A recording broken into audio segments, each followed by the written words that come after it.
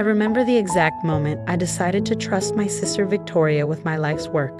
It was 4 years ago, standing in the empty ballroom of Grandview Manor, the 1920s estate I'd spent 3 years renovating into the region's most exclusive event venue. The crystal chandeliers I'd imported from Prague caught the afternoon light, casting rainbow patterns across the restored marble floors. "This is incredible, Julia," Victoria whispered, her voice echoing in the 6,000 square foot space. "I could build something amazing here." At the time, she was struggling to launch her wedding planning business from her cramped apartment, losing clients to established companies with proper venues. I had just finished my certification as an event insurance investigator, a specialized field requiring deep knowledge of liability law, vendor contracts, and venue safety regulations.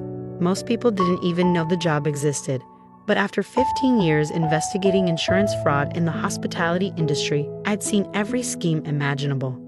Victoria spun around in the center of the ballroom, her arms outstretched. "Would you really let me use this place?" "You're my sister," I said simply. "Family helps family." That decision cost me $8,200 every month in comprehensive insurance coverage.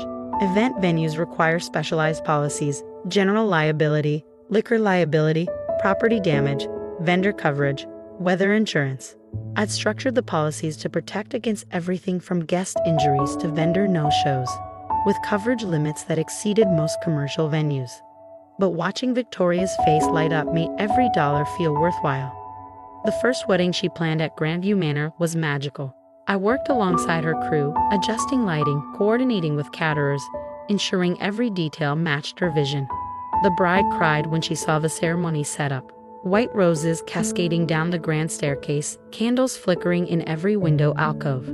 "You're a natural at this," I told Victoria as we cleaned up past midnight. She hugged me tight. "I couldn't do any of this without you." Over the next 4 years, Victoria's business exploded. Grandview Manor became known as the most sought-after wedding venue in the state. Couples booked 18 months in advance, paying premium prices for the privilege of celebrating in our restored ballroom. Victoria's Instagram account gained 50,000 followers. Wedding magazines featured her work. I staffed every event personally. Set up at 6 a.m., breakdown at 2 a.m., I installed sound systems, arranged furniture, coordinated with vendors, managed emergencies. During one outdoor ceremony, when sudden rain threatened to ruin everything, I spent 30 minutes rigging emergency tenting while Victoria calmed the panicking bride. "You saved the day," the bride's mother told me afterward. "This woman is a miracle worker," she said to Victoria. Victoria accepted the praise without mentioning my role. As her reputation grew, I started noticing small changes. She stopped thanking me for the weekend labor. When vendors complimented the venue, she'd respond with, "I have excellent taste in locations," rather than acknowledging my ownership. During planning meetings with high-end clients, she'd introduce me as my event coordinator instead of her sister. "It's more professional," she explained when I mentioned it. "Clients prefer not knowing about family dynamics." I let it slide. Her business was thriving, which meant my venue was being showcased beautifully. The insurance costs were substantial, but Victoria's events generated excellent promotional value. Professional photographers captured Grandview Manor at its best. Every angle perfect, every detail gleaming. What Victoria didn't know was that my investigative work had evolved. My specialty in event insurance fraud made me highly sought after by major insurance companies. I developed proprietary software for detecting vendor kickback schemes, inflated damage claims, and contract manipulation. My client list included 3 of the largest event insurance providers in the country. During my investigations, I routinely reviewed venue contracts, vendor agreements, and liability documentation. It was second nature to analyze the fine print, spot discrepancies, identify red flags.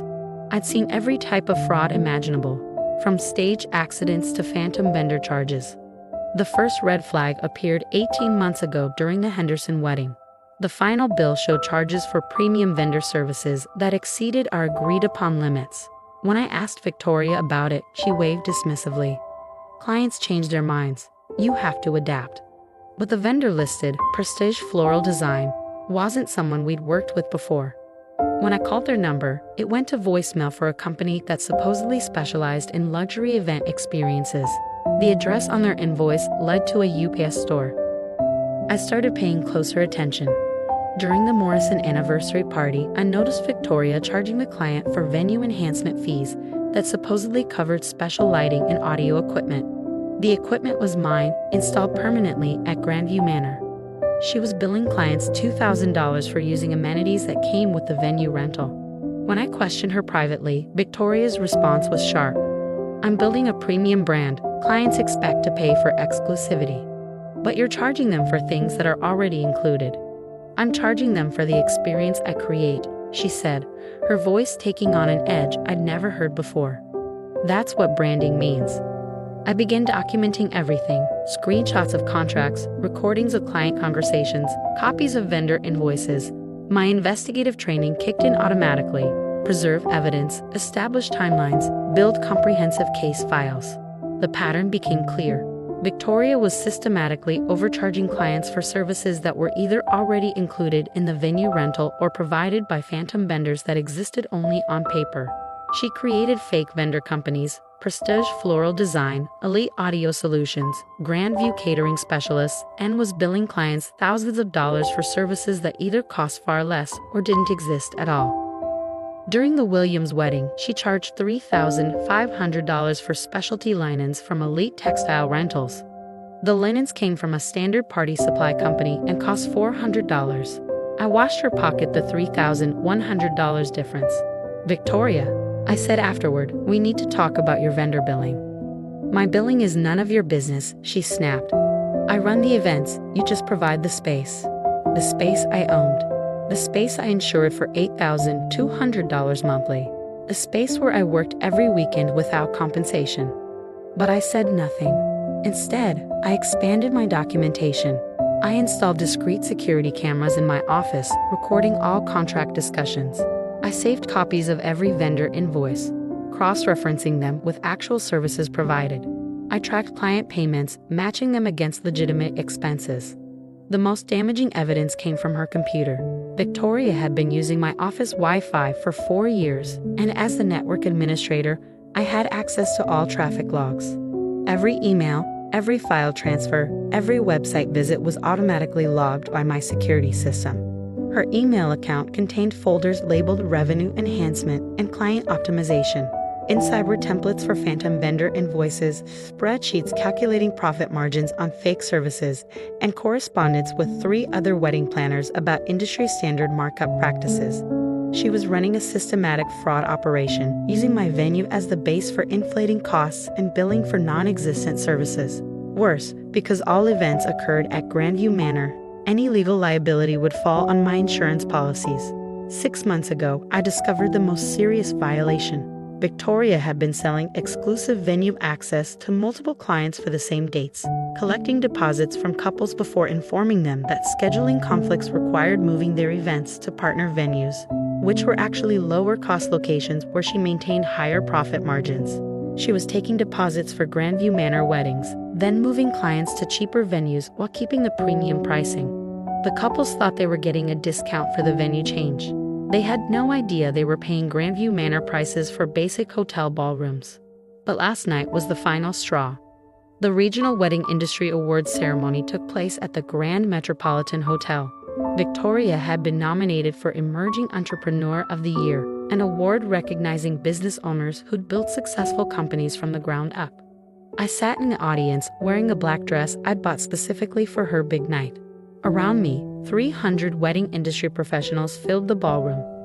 Photographers, caterers, florists, venue owners, dress designers, everyone who made the wedding industry function. When Victoria's name was announced as the winner, the applause was thunderous. She walked to the stage in a shimmering gold gown, her smile radiant under the spotlights. The presenter handed her a crystal trophy, and she stepped to the microphone. "Thank you so much for this incredible honor," she began, her voice carrying clearly through the sound system. "When I started my company 4 years ago, I had nothing but dreams and determination." I leaned forward, expecting her to acknowledge the support she'd received, the venue that had made her success possible.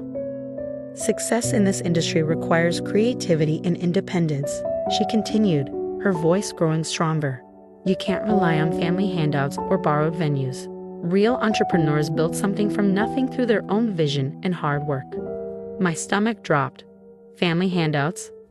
I'm proud to say that every success I've achieved has come through my own efforts. No trust funds, no family connections, no advantages that weren't earned through dedication and talent. The audience applauded enthusiastically. I sat frozen, unable to process what I was hearing. Too many people in this industry rely on shortcuts, using family resources, borrowed equipment, inherited advantages. But lasting success only comes when you build something entirely your own. She paused, looking out over the crowd with practiced confidence. I want to encourage every young entrepreneur here tonight. Don't take the easy path.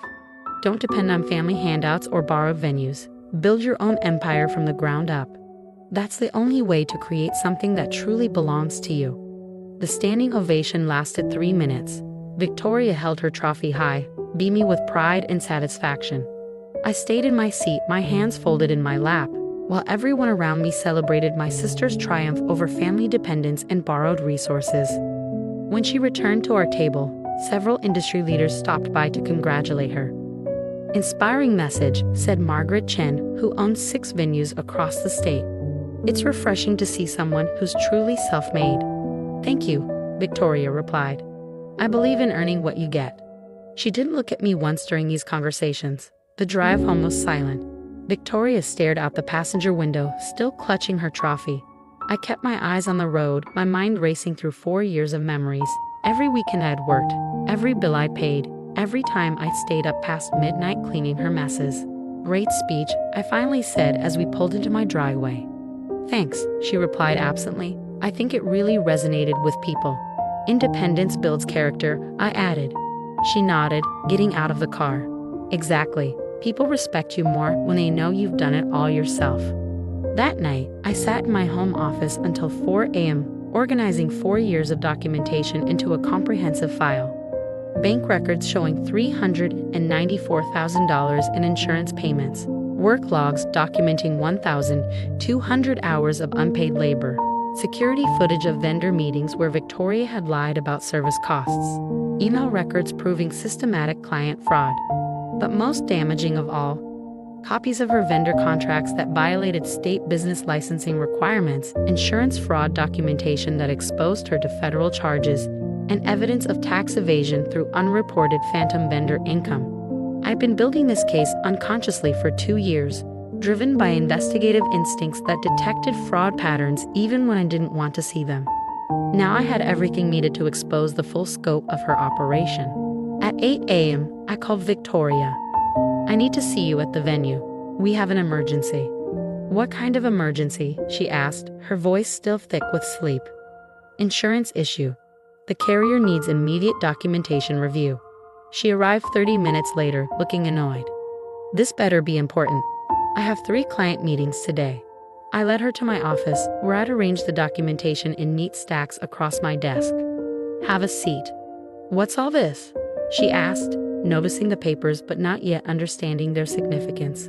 4 years of business records," I said calmly. "I need to review some discrepancies with you." Her face remained relaxed as she settled into the chair. "What kind of discrepancies?" I picked up the first folder. "Let's start with Prestige Floral Design. According to your client invoices, you've paid them $47,000 over the past 18 months. Okay, Prestige Floral Design doesn't exist. The address on their invoices is a UPS store. The phone number goes to a disconnected voicemail." Victoria's expression shifted slightly, wariness creeping into her eyes. "That's impossible. I've worked with them dozens of times." "No, you created invoices in their name and billed clients for services that were either provided by other vendors at much lower costs or not provided at all." I opened the second folder. Elite Audio Solutions. $38,000 in billings for equipment that's permanently installed at Grandview Manor. You've been charging clients thousands of dollars for using my sound system. Those are legitimate service fees for equipment they're already paying to use through the venue rental. I continued through the stack. Phantom catering charges, inflated line-in costs, non-existent security services, fake coordination fees. In total, she defrauded clients of nearly $200,000 over 2 years. "This is ridiculous," Victoria said, but her voice had lost its confident edge. "You're misunderstanding standard industry practices. I'm a certified event insurance investigator. I replied evenly. I investigate exactly these types of practices for a living. The color drained from her face. You've been running a systematic fraud operation for my venue, using my insurance policies as protection, while billing clients for services that don't exist. Victoria stood up abruptly. You're way out of line here. This is my business. Operating illegally from my property. You can't prove any of this. I picked up my tablet and tapped play. Her voice filled the office.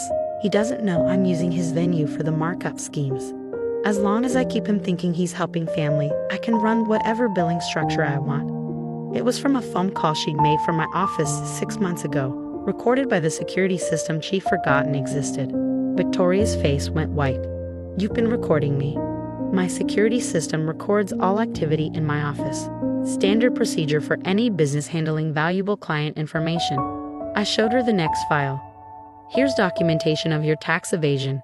You've reported $150,000 in phantom vendor payments as business expenses while pocketing the actual money. That's federal fraud. You can't. And here, I continued, opening another folder, are copies of your emails coordinating with other wedding planners to implement these same schemes at different venues. You're not just defrauding my clients, you're part of a regional network. Victoria sank back into the chair, her hands shaking. What do you want? I want you to understand what independence actually costs. I walked to my computer and pulled up her business insurance policy, the one I've been paying for 4 years. Effective immediately, your coverage is canceled. You have 48 hours to remove all business materials from Grandview Manor. You can't kick me out, we have an agreement. We have a verbal family arrangement that I'm terminating. You're now trespassing on private property.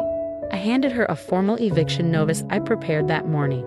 All scheduled events at Grandview Manor are canceled. Clients will be notified that their contracts were signed by someone without authority to use this venue. This will destroy me, she whispered. Your speech last night made it clear you don't need family support. Victoria's phone started buzzing immediately, the first canceled clients calling with questions. Then my phone rang. Grandview Manor, this is Julia. Hi, this is Margaret Chen from Platinum Venues. I just received some disturbing information about Victoria Harris and wanted to verify.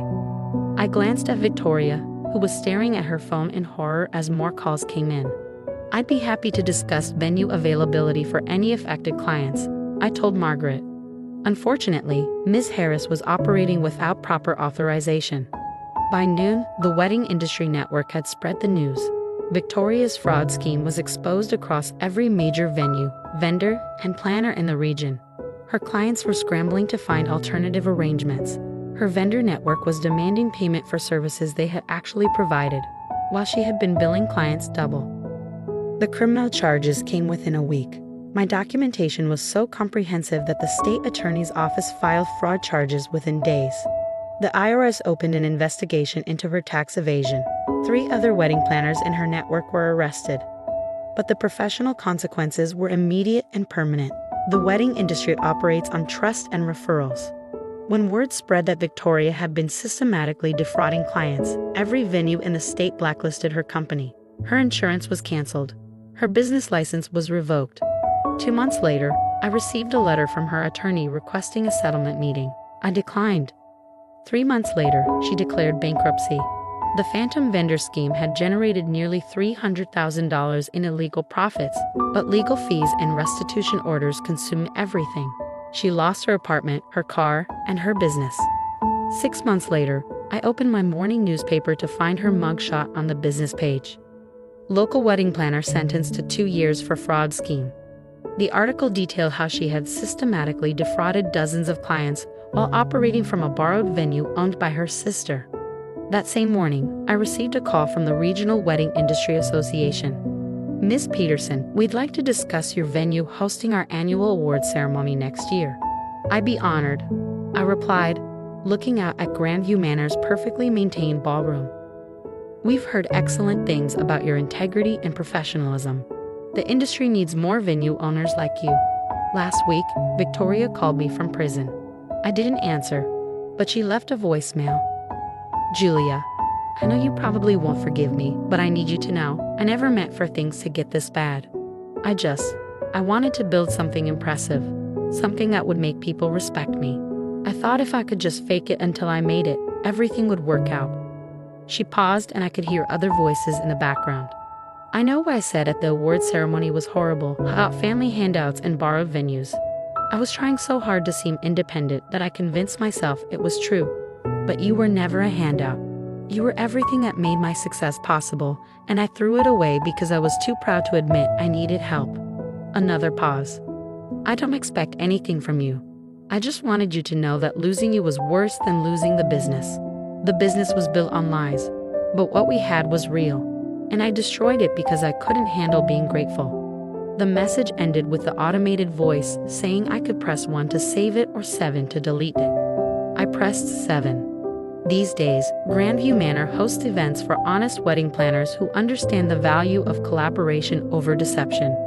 My insurance investigation business has expanded nationally. My expertise in venue fraud detection is in high demand. The Victoria Harris case became a textbook example in insurance fraud courses. I still work weekends, but now I'm paid properly for my time. The venue's reputation has never been stronger. Couples book years in advance, drawn by the combination of stunning architecture and bulletproof integrity. Sometimes I think about Victoria's message, about her distinction between fake success and real relationships. She was right that what we had was real, but she was wrong about everything else. Real independence isn't about rejecting help. It's about earning the right to stand on your own. Real success isn't about convincing others you did it alone. It's about building something that can survive scrutiny. And real family isn't about taking advantage of love. It's about protecting it. Victoria learned that lesson 2 years too late, from a prison cell. I learned it just in time, standing in my ballroom, watching her awards ceremony speech, finally understanding that some people will always choose the lie over the truth, even when the truth is the only thing that could have saved them.